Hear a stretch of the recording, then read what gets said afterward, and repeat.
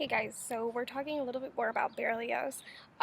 So Berlioz is known a lot for his symphonies and his operas, but he also wrote art song. Art song are those shorter works that are meant to be performed kind of anywhere for any occasion. Um, Usually by a soloist. Um, Berlioz wrote art song that was absolutely incredible. It's some of my favorite, and yet we really don't hear it very much anymore. He's not very famous for it, so I wanted to take a second and talk about it today. I want to talk about a piece called La Morte de Ophelia, which is the death of Ophelia. It sounds kind of dark, kind of is, but it's a gorgeous piece. This piece and two other works he wrote totally separate, and then he put them together as a set of three called Tristia, which means sadness, but it really didn't have anything to do with it. Um, so he put them together because he associated all three of those works with Shakespeare's work of Hamlet.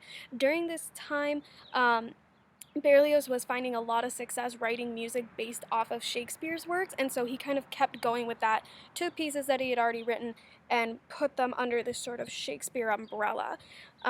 So originally, um, or I'm sorry, Berlioz associated them with Hamlet, and so this song is about how Ophelia, who is a character in Hamlet, drowns in the river. So it's a little bit sad, but it's still a really great piece.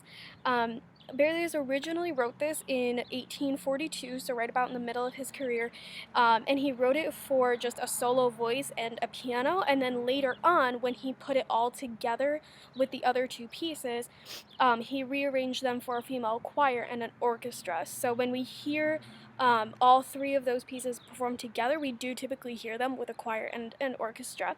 And he put those all together and rearranged them in 1848, so about 6 years after he originally wrote the song. None of these songs were ever performed during his life. They were only performed after he had already passed away, so he never got to actually hear them performed, and yet today they are performed somewhat often. We don't hear it as often as Berlioz's other works, but if you hear like art song or a soloist with Berlioz, it's typically going to be The Death of Ophelia or the collection of the three songs.